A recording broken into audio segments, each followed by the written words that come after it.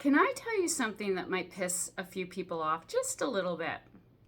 Well, I'm about a year and a half into my sober journey, and I'm about 90% sober. And right now, I can tell some of you, your brains are going, wait a minute, what about the other 10%? You said you were on your sober journey. Well, stay with me, because this is not about excuses. This is about my journey and how it might help some of you if you're struggling. So if this topic hits close to home, and yeah, I would love it if you would hit like and subscribe and share it with anybody else that is working on a sober journey and might not be 100% sober yet. So because in a minute, I'm going to tell you one of the things that actually makes it harder to stop drinking and stay sober. So I want to make something very clear before I go any further with this video. I'm not here to promote drinking. I'm not here to normalize relapse. And I'm not here to tell you to do what I'm doing. I'm here for the people who are trying. I'm here for the people who are not 100% sober and feel like crap, even though they may be 70%, 80%, 90% sober, and they're still shitting all over themselves. I've had days recently where I have slipped. I don't plan it. I don't want it. And every time I do it, it's harder to get back on the wagon.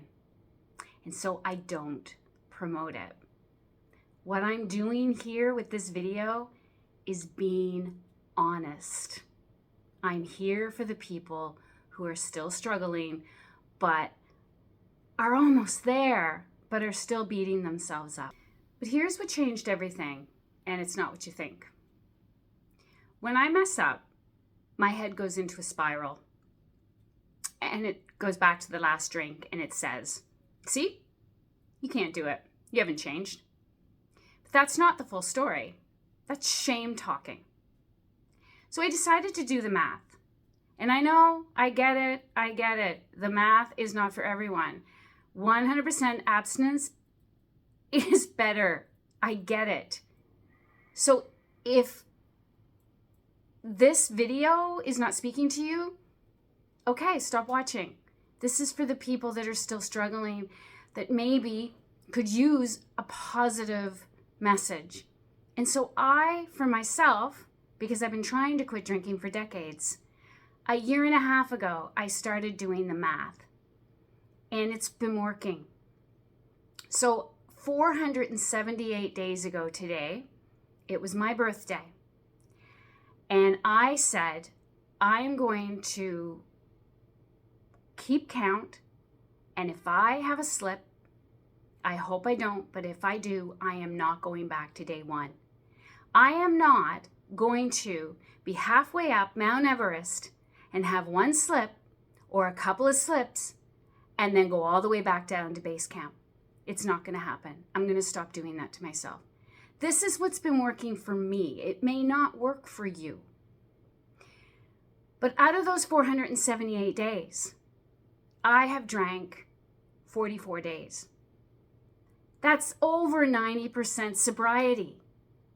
Let me say that again. It's over 90% sobriety. That is not failure. Okay? Even 80% is not failure. Again, abstinence is the best way, because every time I slip, it's harder and harder and harder for me to get back on track. But this has been working for me better than anything else I've tried in the past. Everybody's journey to sobriety is different. And I'm just making this video because I'm really, truly hoping that it is going to help some people that are in the same boat as me. Now, this is not going to be for everybody. And here's one thing. 90% is not failure, it's evidence. And if you're finding this helpful so far, again, please like and subscribe And share this with any family member or friend that you may have that is still struggling. In this next part, I'm going to talk to you about where people really get stuck the most. And here's what nobody wants to hear. If you don't want to drink, then not drinking is the easiest route. Just simply not drinking. Every time I drink, it's harder for me to get back on the wagon. The cravings get louder. My brain starts negotiating again. And when I slip, it doesn't mean I'm weak.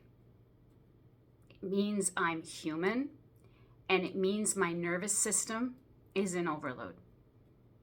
It's a coping mechanism for me. You know, I'm just like everybody else. I have a lot on the go. I have a full-time job, a business. I have things that keep me busy, and I sometimes am looking for ways to numb out. It's not an excuse, it is a reality. So every slip for me means I don't have it all figured out. I'm still trying to figure it out. My goal is 100% sobriety. That is my goal. And I'm working towards it. I'm 90% there. And the thing that makes this harder than it needs to be is that every time someone has a drink, they don't just have a drink. They add shame to it. They ask themselves, what's wrong with me? I blew it again. I'm never going to be able to do this. Well, that's not helpful. That's just not helpful. And if you have people around you that are saying, just drink less. Why can't you do this? That's not helpful either.